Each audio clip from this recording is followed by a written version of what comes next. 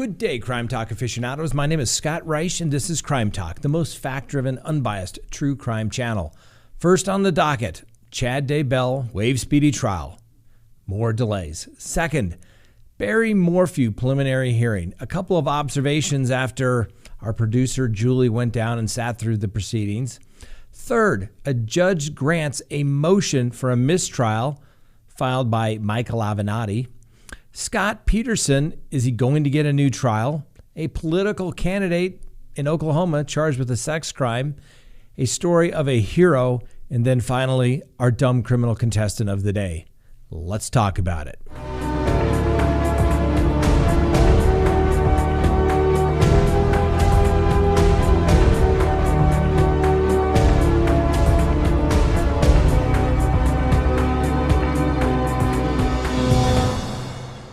Good day, Crime Talk aficionados. This is Crime Talk, and my name is Scott Reich. Thanks for watching. As I noted the other night when we went live, we weren't able to do a show yesterday because I was still in trial. You may ask, gee, Scott, how did your trial turn out? Well, I can tell you it took a little longer than expected just because of the sheer volume of counts. That's right, 13 counts. But a jury came back within about 45 minutes, not guilty to all counts. Apparently, the jury was able to see what neither the district attorney nor the judge could see throughout these proceedings, that it was an illegal search and that my client was not guilty. He's given me permission to talk about his case. We can talk about it and talk about how, well, jury found him not guilty. We'll do that shortly. All right, let's get straight to the docket. But before we do that, I want to talk about one of our sponsors. Hey, support our sponsors. Why? Because they support us. Please do this. Go to CrimeTalkPrep.com, okay? If there's one thing that we've all realized in the world, whether it's going to be a natural disaster or some other catastrophe out there in the world, you need to be able to take care of yourself. And basically, when the natural disaster happens, or something happens, it's too late to start planning for it. You need to plan now. Now, does this make you some crazy prepper waiting for the world to end? No. It's called being a responsible adult, making sure that your family's taken care of. Remember the start of COVID? What did we see? Everybody running around to get toilet paper, and you couldn't find toilet paper. What happens if there's a huge snowstorm? Everybody runs to the store. There's a hurricane coming. You go to the store. The shelves are empty. What happens when it takes a week to 10 days for the aid to come in? Well, you're on your own. You have to be able to take care of yourself. So I'm telling you, check these guys out. Go to CrimeTalkPrep.com and take a look at this. You'll be able to get these. This is just the one of the two buckets for the 4 weeks supply. And take a look at all of this stuff.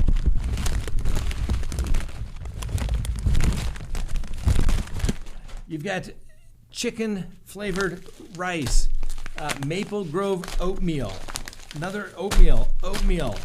You're going to get thousands of calories a day here. You can take care of yourself. They've got drinks. They've got stew mixes. Everything you need, rice, calories that you're going to need, black bean soup. And I'm telling you, this stuff tastes great. Go to Crime Talk Prep. Be prepared. All right. First on the docket. Well, once again, Chad Daybell has filed through counsel a waiver of speedy trial. What does that mean? That means basically that the trial date that we were going to have in November isn't going to happen. What this means is that Chad Daybell has waived his right to a speedy trial effective as of August 18th, and therefore the state now has until February 18th of 2022 to get him to trial. Do you really think that's going to happen? I don't. This is going to get prolonged and drug out even further since it's now a death penalty case. We'll find out shortly whether it's going to be a joint trial, if maybe Lori Vallow has been restored to competency. I wouldn't hold my breath on that just yet, but we'll have to wait and see. Next on the docket, let's talk about the Barry Morphew preliminary hearing. When we spoke last on Tuesday night, it was right after the third day of the preliminary hearing. Remember, there was a staggering of a couple of weeks in between days. And Julie, our producer, went down and observed the proceedings. We went through her notes. But I think one thing that came clear after reviewing Julie's notes, as well as talking with her, was that, well, there is no smoking gun. And although this is only a preliminary hearing, the evidence was hardly overwhelming. Now, that's what I took from it. And I don't think that Julie's going to tell me what she thinks I want to hear or don't want to hear. I just tell her to tell me the truth. But she was not impressed by neither the strength or the nature of the evidence that was being presented. Now, obviously, there was a lot of hearsay evidence presented, but the reality of it is there's nothing to really pin Barry Morphew to it. Did he do it? We don't know for sure. If anybody knows for sure, go let the police authorities know the exact time, the exact manner, so that they can narrow this down. But right now, it seems like a lot of, well, if this happened, then this could have happened, and then this could have happened. And I'm telling you, from a criminal defense perspective, you may not want to hear this, but that may get you beyond a preliminary hearing, but it's not going to get you a guilty verdict at trial. Now, a lot can change, but a lot of people thought, oh, the district attorney must be holding back some of their better evidence for trial. No, they're trying to get and proof evident presumption great so that Barry Morphew doesn't get a bond. Now, the judge set a hearing for September 17th to announce whether there's probable cause. Now, I'm a realist. Do I think the judge will probably find probable cause? I would have to say yes, because most judges do not throw charges out at a preliminary hearing. Why? Because the standard is so low. All the evidence must be viewed in the light most favorable to the prosecution, drawing all inferences in the prosecution's favor. I mean, talk about an advantage, right? That's like, in a sports saying that every move that the team A makes is correct. It can't be questioned. And even if it's completely explainable, you still got to view it in the light most favorable to team A. So if I was a betting person, I would say the charges go forward on the preliminary hearing based upon that, but the judge will not find proof evident presumption great and set a bond in a reasonable amount of money. The judge apparently said, according to Julie, that he wants to go through his some 25 pages of notes and be able to explain the decision that the judge is going to render. Clearly, the judge wants everyone to know what he did and why. A couple of observations that I think were significant from Julie. The first thing was, at the first round of the preliminary hearing, the daughters for Barry Morphew were clearly on his side. And guess what? They are clearly still on his side. Now, Julie says that the girls were gesturing and making facial expressions and even some guffaws when evidence came out at the hearing, and we're just like, whatever, which I think is interesting because you may recall it was the judge who didn't want to release the affidavit for the arrest warrant simply for the fact that the girls were young, and somehow he didn't want this information to come out until they've had a chance to review it. Well, apparently they've had a chance to review it. They've made their peace, what have you, if they even need to, with their father, and they are clearly on side Team Barry. The other little interesting tidbit is apparently Salida, a very small town. Most people believe in the local community that he probably did it. The question is, well, can they prove it? He also, like most people charged with first-degree murder and allegedly, for the death of your wife, has already developed quite a fan club. At least 8 people allegedly have gone to the jail to see Barry and comfort him. I don't know, talk with him, whatever they're doing. Maybe they're just good friends. But that's the talk of the town. Yes, it isn't backed up. I haven't seen the jail records, but I have no reason to doubt the source of information that it's coming from. So we'll see. We'll continue to watch, and we'll have another video coming out shortly regarding all of the reasons why Barry Morphew is guilty, and maybe a little explanation as to, well, why that really doesn't mean much of anything. We'll have it out here for you shortly. All right, next on the docket, Michael Avenatti. Remember him? That's right. He was charged with embezzling nearly $10 million in settlement funds from several of his clients. Sound familiar? Oh yeah, that Girardi guy, right? Very similar type allegations. Well, Avenatti has already faced a host of his legal woes and most recently received a 2.5-year prison sentence in a separate case over his, he was found guilty of the extortion of Nike. So he was awarded a mistrial in his embezzlement case. What is a mistrial? Well, a mistrial basically says that there has been some sort of injustice, and to go forward would be a greater injustice, so you get to start all over. Well, how did that come about? Well, let's talk about it. The judge granted the mistrial 6 weeks. That's right, 6 weeks into the trial, where Michael Avenatti was acting as his own counsel, and the mistrial was based upon the prosecution's failure to turn over certain computerized financial documents.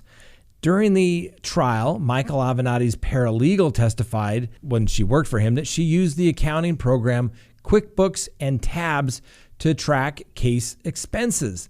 For over a year, Avenatti requested these detailed financial information from the prosecutors from both programs.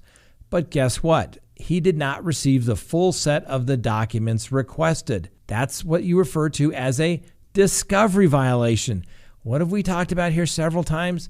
The prosecution has to turn over everything. They don't get to pick and choose. And the worst place to find out that the prosecution hasn't turned something over, that's right, mid-trial, 6 weeks into trial. Well, Michael Avenatti made a motion and argued for the mistrial that the government's failure to comply with these discovery demands constituted extreme prejudice, right? You need those documents if the government's relying upon them so that you can prepare. Avenatti argued that the financial data constituted exculpatory Brady material, right? We've talked about that, exculpatory, something that would reduce your potential exposure. And it comes from Brady v. Maryland, United States Supreme Court case that clearly states that the prosecution has to turn this information over. And without it, Michael Avenatti was deprived of his chance to create an overall case theory and was unable to effectively cross-examine the prosecution's financial expert. The judge, James Selma, agreed with Avenatti. The judge said Avenatti was entitled to challenge the precise amount the prosecutors alleged was misappropriated, fancy word for stolen. And after the judge's ruling, Avenatti made statements to reporters thanking his co-counsel, Dean Stewart, and Courtney Cummings Cafali. He also says that today was a great relief and it's a good day for the rule of law in America. Mr. Avenatti in custody and still making statements to the press. You got to admire that, right? He went on to state that all eyes are not on the prosecution's taint team, who was responsible for sorting through and handling over the documents in question to Mr. Avenatti. Some are calling it a huge F up by the government. Well, let me tell you, ladies and gentlemen, those types of F ups don't happen by mistake. They happen because someone makes a conscious decision not to turn that over. It came out, the government got caught, and the judge spanked them. And Michael Avenatti is probably one of my least favorite people in the world because I think he gives every attorney a very bad name, but he's still entitled to a fair trial. And when the government plays games, they deserve to get caught. All right, next on the docket, Scott Peterson. Is he going to get a new trial? Scott Peterson returned to court yesterday to hear whether he will get a new trial over his 2002 murder conviction of his wife and unborn child. Now, Peterson had to attend the hearing from San Quentin State Prison via telephone, and he did little to no talking whatsoever. The question is whether he's going to get a new trial based upon juror misconduct. Now, the legal team for Scott Peterson has said his previous trial should be thrown out over a juror's alleged misconduct. Allegedly, a juror in the original trial had lied about her history of domestic abuse in order to be selected to the jury and was ultimately a juror that convicted him. That verdict came down in November of 2004, where he was found guilty of 2 counts of murder and placed on death row in 2005. In 2020, that sentence was reduced, taking away the death penalty and reducing it to life without parole by the California Supreme Court, who said there were significant errors in the jury selection process. Based upon that, Peterson got his death sentence vacated. Now the question is, was the alleged juror's misconduct in this particular case by not releasing that she had been the victim of a domestic abuse type of situation, something that should have been disclosed? I think that it should have been disclosed, and the judge has scheduled this matter for a 2-week hearing early next year where they're going to take testimony from the juror. That's going to be rather interesting to see what the juror says as to why she did not disclose the information. Remember, the juror also wrote a book about her experiences. You never know what a court is going to do, but the court is going to hold and schedule 2 weeks for a hearing to create a record as to whether there was misconduct by this juror that resulted in an unfair trial. If the court finds in any way that this juror was not completely candid and that she somehow had a bias or motive to try and get onto this jury panel to ultimately convict Scott Peterson, guess what? He is going to get a new trial. Now, Peterson's family hopes that he does in fact get a new trial. They believe that there is information that will actually exonerate him. According to them, Lacey was kidnapped and killed after she was a witness to a burglary at a neighbor's house. We'll see how that comes out. The biggest thing is juror misconduct. Did it actually happen? All right, next on the docket, a political candidate is charged with a sex crime. Well, heck, I thought to be a political candidate, that was almost a prerequisite. Well, an Oklahoma political candidate, Paul Tay, was arrested this week and charged with kidnapping and sexually assaulting a woman in Tulsa. Police said that the victim responded to a Craigslist ad for a job on Tay's latest gubernatorial campaign team in Oklahoma City, and that Tay, 58, picked her up for an interview since, she didn't have her own car. Apparently, Paul picks her up and starts driving towards Tulsa, which confused and worried the victim. She apparently tried to get out of the car when Tay took a metal pipe and struck her in the pelvis area. Then Tay's car allegedly runs out of gas about 90 minutes later. He then locks her in the car while he panhandled for money to buy gas. Once he refilled, the woman said he drove another 30 minutes to his home in Tulsa, where he sexually assaulted the victim. The victim convinced Tay to take her to a store where she told the store employee that she was being held against her will. The store employee called 911 and Mr. Tay was arrested in the parking lot. Now, Mr. Tay is apparently quite well known in the Tulsa area and frequently running for office and, riding his bike downtown with sexually explicit signs on his bike. He's been charged with first-degree rape, kidnapping, and assault with a dangerous weapon. Now, he's previously been charged with theft, disturbing the peace, and obstructing officers, outraging public decency, and a lot of other petty offenses. Now, Tay received just 286 votes in his bid for Tulsa mayor in 2020. He also lost badly in a city council race in 2018. He lost another bid in 2016, as well as another bid in 2014 for city council. He recently filed paperwork indicating his intention to run for Oklahoma governor in 2022. Well, now he certainly has the allegations of sexual assault behind him. I'm sure that is going to catapult him in the polls, regardless of whichever party he signs up for. Please go to crimetalksearch.com, sign up for a background subscription service. You'll be happy you did. If there's anyone out there you were ever curious about what was in their background, now is the time to do it. If you're going to get involved with somebody, now is the time to do it. When you go to crimetalksearch.com, you put in the name, literally millions of public records are searched, and a report is generated. And it's going to give you a report. If they have multiple social media accounts, you're going to find it. If they have multiple phone numbers, multiple email addresses, it's going to be found. And more importantly, you're going to get information regarding criminal history. Hopefully the person you're searching has none whatsoever. But if it's there, it's going to be found. You're going to get everything you'd want to know, whether you're going into business or whether you're going into a personal relationship. You're going to be able to find out the information you want to know. So go to crimetalksearch.com, sign up today. You'll be happy you did. All right, next on the docket. This story is tragic, but it also has basically a hero. Dustin Wakefield, 21, here from Colorado, down in Castle Rock, was shot and killed in a restaurant in Miami trying to protect his 1-year-old son. Tamarius Blair David Jr., he's 22, of Norcross, Georgia, told investigators that, yes, he in fact did shoot Dustin Wakefield, 21, on Tuesday night because he was high on mushrooms, which made him feel empowered.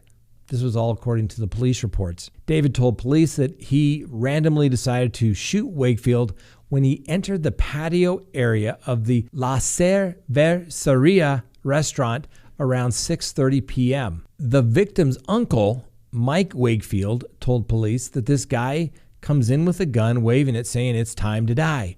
He then points the gun at his son, and Dustin said he's only a boy. Dustin stood up between the gunman and the baby, and he shot him. He shot him multiple times on the ground. Now, David fled the restaurant, according to police, and was captured nearby in an alley. Cell phone video obtained by some individuals nearby showed that David was lying spread eagle on his back and smiling as 3 officers approached him with their guns toward him, yelling various commands. Now, David is charged with murder and was being held without bond Wednesday at the Miami-Dade County Jail. And if anyone saw his court appearance, he was somewhat surprised, thinking, well, why am I not going to get a bond? And the judge had to let him know, you're accused of killing someone in cold blood. You're not getting a bond.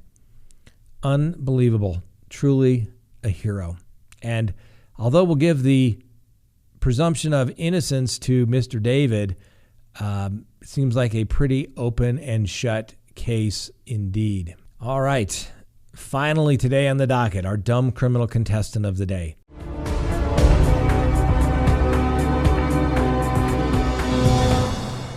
Police responded to a call early Saturday morning about a disturbance in an Iowa apartment building. Allegedly, Kyle Clark, 19, and another man were face-to-face yelling at each other. When he saw the police, Clark tried to walk away.